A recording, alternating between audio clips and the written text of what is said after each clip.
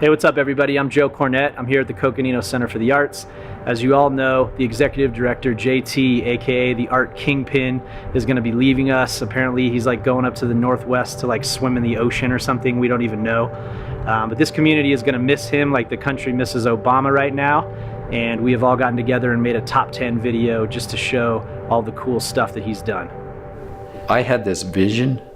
I ran it by him and he would stop and he would say, okay, let me think about this.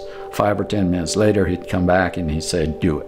So that was beautiful. And from that show, I think he realized that we could do these other shows, that we didn't have to send out an advertisement for artists to come in and propose shows. We could do our own ideas and build on those. We clashed a lot, but we always pulled out something that was special. I don't think this type of show could have happened without JT as the director of this space, because what JT brought to it was this ability to invite those real connections between the arts and the sciences, and to also identify a local and regional audience that would then come and join and appreciate it. Once the artists were on board and the workshops were happening, he actually stepped to the sidelines and let that process unfold. And I think that's a real challenge for a director to do, is to sort of be confident in what they've done and let go and watch it happen and see it unfold in a really authentic way, and I really appreciated that. JT was integral in both the concept of 365, the inception, all the marketing that went along with it, and to what we consider to be a great success.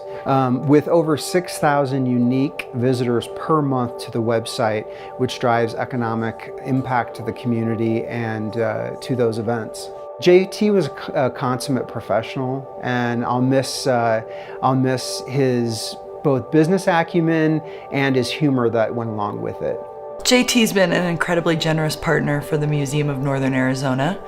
When he first came to town, he came with this brilliant idea for a Native American rug auction. It's a great give and take, and it's a true partnership, and everybody has a great time. And that's the spirit that JT brought to that project, and I think it's the spirit that he brings to a lot of the projects he works on. Yeah, I'll miss JT. He's fun, he's inspirational, he is strict about fairness, and so I think the committee will move forward with the process, which I think is very fair and equitable, and he's made it really fun. We'll miss him a lot.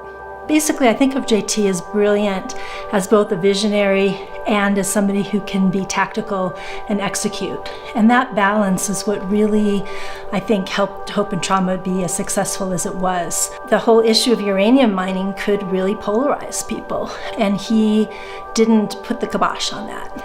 He empowered the team, and that says a lot because he didn't know most of the team. I think one of the other things that says a lot about who JT is, he did not take credit when credit was due. We had to put back into the catalog at least twice my acknowledgement of JT's role in all of this. JT is, in addition to a great organizer, he's also a master impresario. He has been crucial to the success of the VIOLA event. And it's allowed artists in Flagstaff to show themselves, show what they're capable of, to demonstrate their excellence according to the awards that have been given to them. The broad array of organizations and individuals who have come to this event and who have been celebrated at this event, I think has raised the level of artistic endeavor in Flagstaff. And more importantly, I think it's helped the citizens of the community, by their access to this diversity, understand what's going on in town in that regard. Well, Flagstaff has a great arts community, but how do you prove it? How do you quantify that? Well, JT had this brilliant idea of participating in a national survey, and it galvanized our nonprofit arts community around putting some numbers and some value behind what we do. It's created an appetite among local leadership, local artists, to really understand how we impact our community from the arts standpoint. With JT's leadership, we actually were able to put Flagstaff on a national map in terms of the arts. We were a very small organization when he arrived in 2007, and because of his vision and leadership and determination and competence and all those good things, we're now a thriving arts council, and we're very proud of what we're doing. Our goal is to make the community an arts destination and make it a place that's artistic for our citizens. You can't do that unless you have a good organization in place. That's not exciting, but it's important. Going back a little bit in time, there was a conversation at the Beautification Public Art Commission about 5 years ago, maybe longer, in the middle of the recession, about trying to do something with the artists, and that really started the idea of creating an art center. You know, all projects need champions. I talk about this a lot, and JT's definitely been the champion of making this happen. You know, that's again definitely where we started, is his idea, right? In terms of actually changing this from an idea to let's make something measurable that we can actually work towards some real goals. Well, as soon as I found out he sent that Facebook message that he was leaving, I thought immediately, oh wow, it's not going to be the same.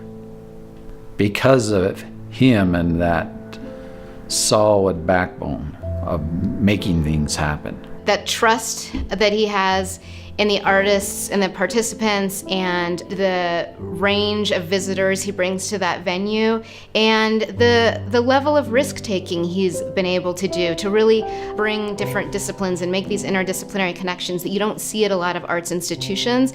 I think that's really valuable to Flagstaff, which is an arts and science community. I think with JT, it's a long vision and slow and steady progress. And the other thing, just personally, he's an incredibly calm person, which I think really has done a lot to steady a really complex community here that is the artists. You know, we're all very expressive people, we're all very passionate about what we do, and we needed level leadership. I think JT's provided that for the past 11 years.